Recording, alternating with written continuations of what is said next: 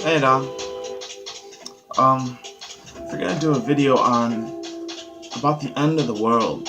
When I rose this morning, something crept in my heart, telling me to that I had to make a video and spread the word about the end of the world. If you read in the Bible, the Gospel of Matthew, chapter 24, the Lord He describes how it's gonna happen and when it's gonna happen. I'll read it for you. This is chapter 24 of Matthew. He says, "Take heed that no man deceives you.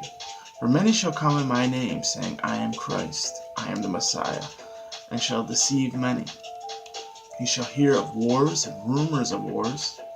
See that ye be not troubled, for all these things must come to pass, but the end is not yet. For nation shall rise against nation, and kingdom against kingdom. And there shall be famines, pestilences, earthquakes in divers places. All these are the beginning of sorrows. Then they shall deliver you up to be afflicted. They shall kill you, and you shall be hated of all nations because of my name's sake. Then shall many be offended, and shall betray one another, and shall hate one another. And many false prophets shall rise, and shall deceive many, because iniquity shall abound. The love of many shall wax cold. But he that shall endure unto the end, the same shall be saved. And the gospel of the kingdom shall be preached in all the world for a witness unto all the nations, and then the end shall come. When ye therefore see the abomination of desolation spoken of by the prophet Daniel, stand in the holy place, and say, Whoso readeth, let him understand. Then let them which be in Judea flee to the mountains. This is if you live in Israel. Judea is it's called Judea was in the Old Testament was called Judah. It's near Jerusalem. Jerusalem belonged to Benjamin, which is about 10 miles from Jerusalem is about 10 miles from Judah or Judea. He's talking about Israel. If you lived in Israel during the end. He said, if you're living there, flee to the mountains. Let him which is on the housetop not come down to take anything out of his house. Neither let him which is in the field return to take his clothes. And woe unto them that are with child, and them that give suck in those days. Pray ye that your flight be not in the winter, neither in the Sabbath day. For then shall be great tribulation, such as not was since the beginning of the world to this time, no, nor not ever shall be, nor ever shall be. And except those days be shortened, there should be no flesh to be saved. But for the elect's sake, those days shall be shortened. And if any man shall say unto you, Lo, here is Christ, or there, believe it not. For there shall arise false Christs and false prophets, and shall shew great signs and wonders, insomuch that if it were possible they shall deceive the very elect. Behold, I have told you before. Wherefore, if they shall say unto you, Behold, he is in the desert, go not. Behold, he is in the secret chambers, believe them not. For as lightning cometh out of the east, and shineth even unto the west, so shall also the coming of the Son of Man be. For wheresoever the carcass is, there will the eagles gather together. And then immediately after the tribulation of those days shall the sun be darkened, and the moon shall not give her light, and the stars shall fall from heaven, and the powers of the heaven shall be shaken. And then shall appear the sign of the Son of Man in heaven. And then shall all the tribes of the earth mourn, and they shall see the Son of Man coming in the clouds of heaven with power and glory. And he shall send his angels with the sound of a trumpet, and they shall gather together his elect from the four winds, from one end of heaven to the other. He says, now learn a lesson from the fig tree. When the fig tree's branch is tender, and putteth forth leaves, you know that summer is near. So likewise you know when you shall see all these things, know that it is near, even at the door. Verily I say unto you, this generation shall not pass till all these things be fulfilled. Heaven and earth shall pass away, but my words shall never pass away. But of that day and hour knoweth no man, not even the angels of heaven, but my Father only. But as the days of Noah were, so shall be the coming of the Son of Man. For as in the days of Noah, before the flood, they were eating and drinking, marrying and giving in marriage until the day that Noah entered into the ark, and knew not until the flood came and took them all away.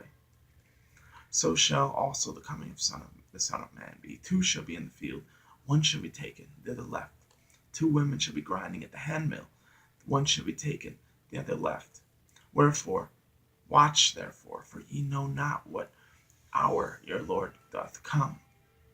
Know this, for if the good man of the house had known at what watch the thief would come, he would have watched, and would not have suffered his house to be broken into.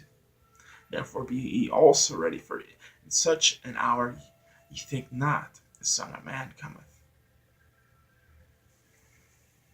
Basically, the end of the world. Once everyone hears the gospel, once the gospel is preached to the whole world, that's the sign of the fig tree. The fig tree says, like, once you see the leaves bring forth the fig tree, you know that summer is going to come. It's going to be warmer weather. So once everyone hears the gospel, like the spring of the leaves, that sparks the end of the world. And then the great tribulation. And then heaven and earth are destroyed. And those who believe are gathered toward, and the elect are gathered. The elect are like the great people, the people of strong faith. But he describes the way people live. He says, who is then the faithful and wise servant whom the Lord hath made ruler over his household, to give them meat in due season? Blessed is that servant whom his Lord, when he cometh, shall find him so doing. Verily I say unto you, he shall make him ruler over all his goods. But if that evil servant shall say in his heart, and become evil, my Lord delayeth his coming, and shall begin to smite his fellow servants, and to eat and drink with the drunken, the Lord of that servant shall come in a day when he looketh not for him, and in an hour that he is not aware, and shall cut him asunder, and appoint him his portion with the hypocrites. And there shall be weeping and gnashing of teeth. And so he's saying that the tribulation is also conditional on your behavior. Like, for instance, if I was given a lot and required to do a lot, but I behaved evil and wickedly in that regard, I would be punished more so. Yet he also says people who are aware of the commandments yet disobey them, they are actually punished severely. But people who are unaware of the commandments and disobey them, they're punished very mildly. Or few stripes. You'd be thrashed with few stripes rather than many.